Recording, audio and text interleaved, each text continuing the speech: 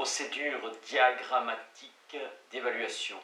Rapidement, on s'est demandé comment se dispenser de tout cet effort de mémorisation des schémas syllogistiques et des règles d'évaluation, d'où l'idée astucieuse d'utiliser un autre moyen d'évaluation, une méthode graphique. Leibniz inaugura cette stratégie graphique reprise par Euler. Dans Logique de Leibniz de Coutura précise que Leibniz n'est pas parvenu à se départir d'une approche intentionnelle du syllogisme. Pour Euler, l'être à une princesse d'Allemagne, le système d'Euler n'est pas univoque. Il autorise plusieurs représentations différentes d'un même syllogisme. Cela consiste à interpréter non plus intentionnellement, en considérant les concepts en cause, mais extensionnellement les syllogismes, et à représenter les extensions au moyen de segments, Leibniz, ou de cercles, Euler. Diagramme de Venn. John Venn systématisa cette approche en proposant une méthode simple, efficace, quoique limitée, d'évaluation diagrammatique des inférences. On verra que loin de constituer une simple transcription graphique de la syllogistique traditionnelle, cette méthode diagrammatique s'appuie sur une conception nouvelle de la logique qui, notamment, abandonne l'analyse en sujet-prédicat et rompt avec le traitement ancestral de l'existence. Ainsi, en tant que dépassement de la logique aristotélicienne, elle constitue pédagogiquement une excellente transition avant d'aborder dans sa rigueur formelle l'actuel calcul des prédicats. Méthode de représentation. La représentation diagrammatique des raisonnements répond aux règles suivantes. Chaque extension de propriété est symbolisée par un cercle dont l'intérieur représente les individus qui possèdent la propriété F en question et l'extérieur délimité par l'univers du discours U, ceux qui ne l'ont pas. Nous reviendrons sur cette novation capitale qui consista à introduire la négation de la propriété à partir de la définition d'un univers de discours. Venn ne représente pas explicitement l'univers de discours dans la mesure où sa détermination relève d'un choix extra-logique. Chaque raisonnement qui, suivant la tradition, comprend uniquement des propositions ne mettant en jeu que trois termes différents, est représenté par une figure paradigmatique entremêlant trois cercles selon le schéma. Nous convenons d'étiqueter les trois cercles selon l'ordre alphabétique et en suivant les aiguilles d'une montre, F, G, H. Cette représentation de tout raisonnement syllogistique canonique distingue 8 parties. Les 7 premières obtenues par l'intersection des trois cercles et la 8e qui est extérieure aux trois cercles expriment la négation de chacune des propriétés en cause. Chaque proposition est représentée à l'intérieur du diagramme par l'intersection de 2 des cercles figurant les 2 propriétés impliquées. L'un des cercles correspondant au traditionnel sujet de la proposition, l'autre au prédicat. Toutefois, la distinction sujet-prédicat perd toute pertinence au profit d'une approche strictement extensionnelle en termes d'inclusion ou d'exclusion entre 2 classes. On notera que dans sa logique, Kant, aristotélicien de stricte obédience, esquisse une symbolisation qui représente le sujet par un carré et le prédicat par un cercle et qu'il maintient donc la distinction traditionnelle. Dès lors, 3 cas sont envisageables. On représente une partie vide en la hachurant. La partie en question ne comporte aucun individu. 2 situations sont alors possibles qui composent les 2 premiers cas. On hachure la partie commune appelée lentille. Puis on hachure la partie non commune, le nul. Enfin, à l'inverse, on marque par une étoile les parties qui comprennent au moins un élément. Il est des cas où l'on ne sait pas où mettre l'étoile. Dans ces cas, l'ambiguïté, on la situe alors sur la frontière des parties en cause. Si l'ambiguïté ne disparaît pas lorsque sont traitées les 2 prémisses, le raisonnement n'est pas valide. Les parties ni hachurées ni marquées n'engagent ni l'existence ni l'inexistence d'éléments. Procédure d'évaluation. La méthode d'évaluation diagrammatique d'un raisonnement à forme syllogistique repose sur 2 règles simples. Représenter graphiquement chaque prémisse que l'on indique, Constater si l'on peut lire la conclusion. Si oui, le raisonnement est valide. Nous indiquons alors par une flèche la partie concernée. Sinon, le raisonnement est non valide. Par rapport à la sophistication de la syllogistique scolastique, la méthode diagrammatique de Venn s'avère d'une extrême simplicité. Elle dispense totalement de mémoriser les différentes formes syllogistiques ainsi que les règles de réduction au syllogisme parfait.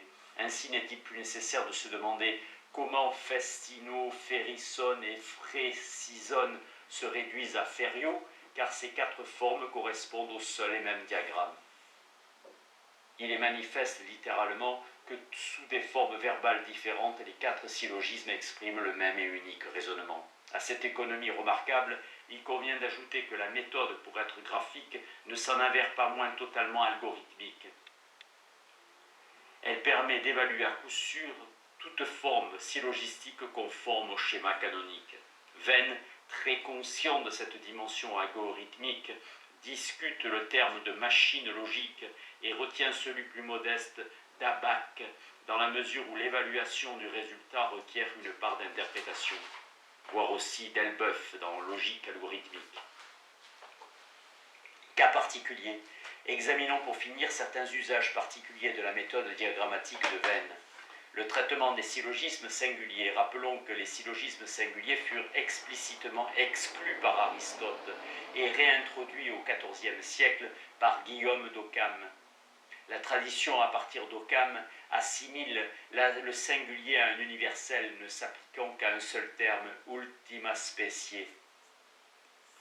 Dans Summa Totius Logica de Occam.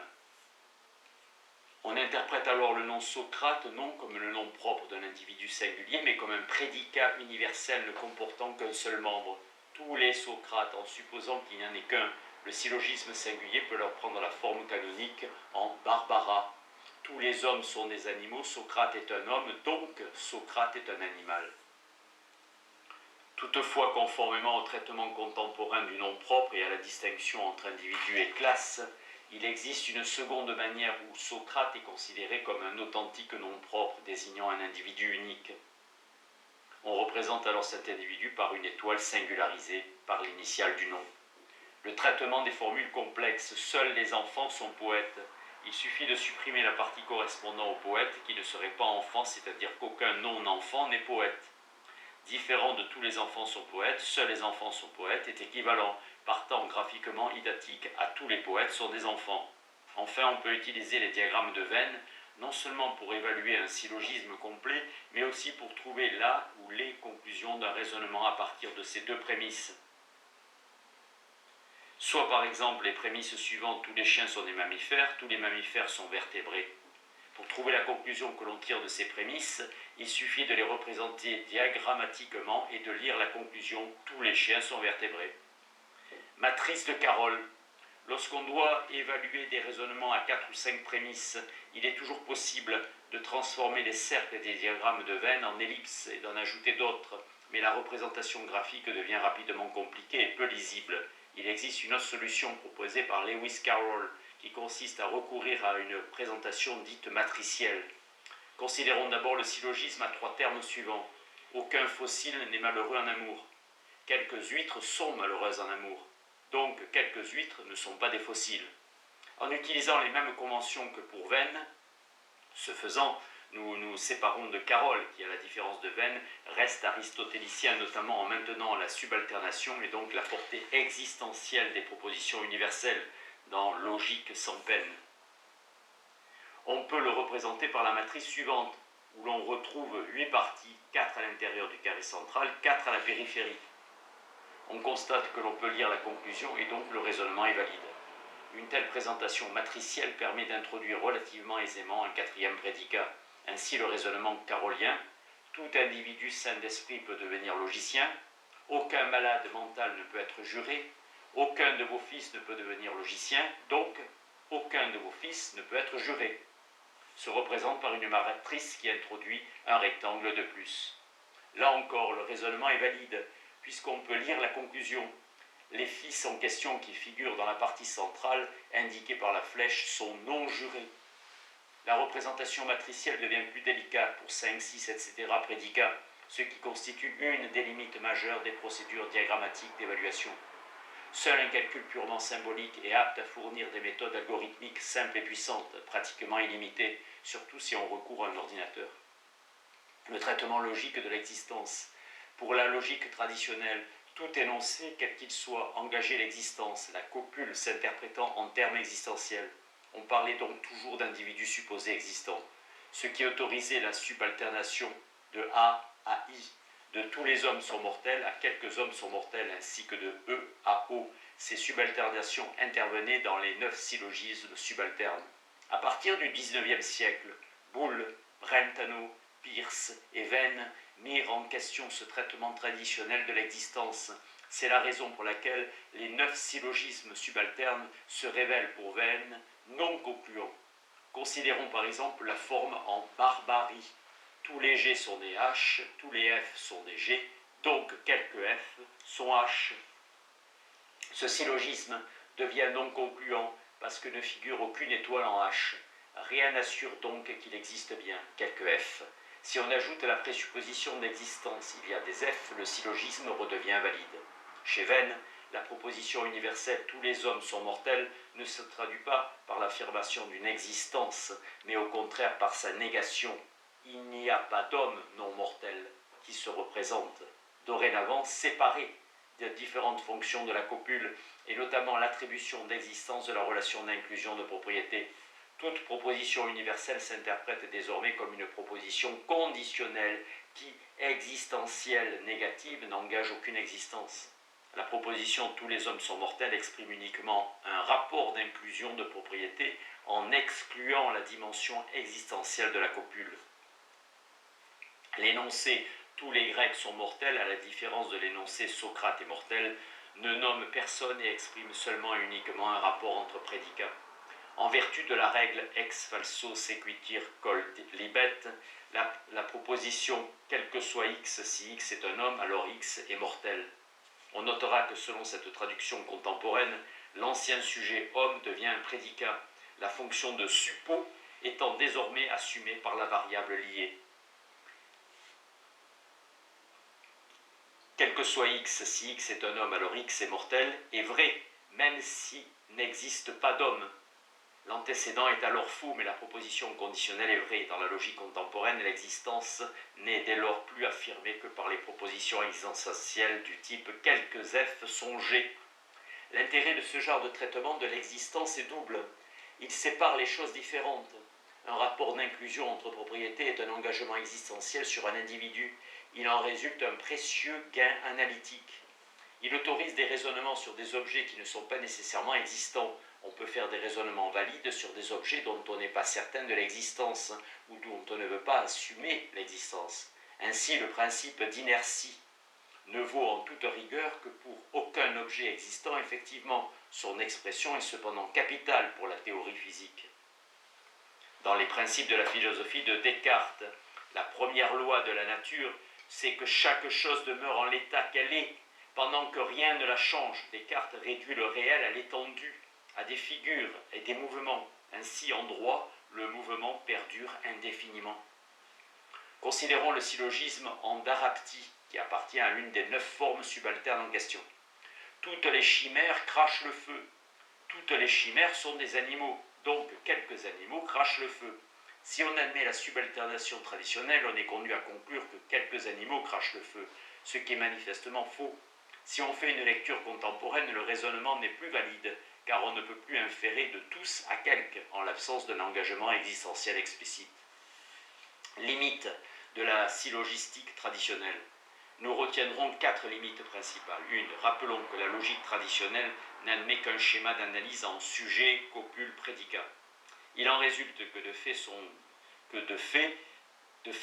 sont prohibées les inférences relationnelles cruciales dans les sciences contemporaines et que cette analyse logico-grammaticale induit nolens volens une métaphysique substantialiste. Nolens volens est refusée volontairement. 2. La syllogistique s'applique à des inférences relativement limitées puisqu'elle ne s'intéresse qu'à des syllogismes comprenant 3 propositions et mettant en jeu 3 termes. Galien eut cependant l'idée de syllogisme à 4 termes. Par méprise, la tradition lui attribua l'invention de la 4e figure des syllogismes à 3 termes. On a tenté de tourner la difficulté en combinant plusieurs syllogismes en polysyllogisme ou en sorite, lorsque les conclusions intermédiaires restent implicites, antimèmes, tel l'exemple suivant inspiré de Montaigne. D'après Montaigne, dans l'Apologie de Raymond Sebon, qui reprend Plutarque, « Cette rivière fait du bruit, ce qui fait du bruit remue, cette rivière remue, ce qui remue n'est pas gelé, cette rivière n'est pas gelée. Ce qui n'est pas gelé est liquide, cette rivière est liquide, ce qui est liquide ne peut porter, donc cette rivière ne peut porter. » 3. Les propositions composant les syllogismes sont irrémédiablement simples car construites sur le schéma sujet, copule, prédicat. Elles ne font appel qu'à la négation propositionnelle et à la quantification. Sont exclues toutes les propositions composées au moyen des connecteurs, par exemple d'une triple disjonction comme dans « Toutes les femmes sont blondes, rousses ou brunes ». Cela prohibe les raisonnements complexes du genre « Monique n'est ni brune ni rousse, donc elle est blonde ». Il est toutefois possible d'étendre l'usage des diagrammes à des inférences relativement complexes, comprenant par exemple des conjonctions et des disjonctions de prédicats dans Symbolic Logic de Venn. Mais ce sont des cas limites. 4. Last but not the least. Le symbolisme de la logique traditionnelle est limité aux pseudo-variables de termes, f, gh par exemple, ni les opérateurs de généralité, tous les, quelques, ni l'opérateur de négation ne sont formalisés. En revanche, en logique contemporaine, tous les termes et opérateurs font l'objet d'une traduction symbolique. Ainsi, l'universelle affirmative « tous les A sont B » se traduit exhaustivement par la formule symbolique X de AX affirme B de X. AX conditionnel de B de X. L'actuel calcul des prédicats intègre les propositions relationnelles, L'actuel calcul des prédicats intègre les propositions relationnelles, admet un nombre illimité de propositions de complexité quelconque. Le traitement des inférences y est totalement formalisé, ce qui conduit à le libérer des ambiguïtés du langage naturel.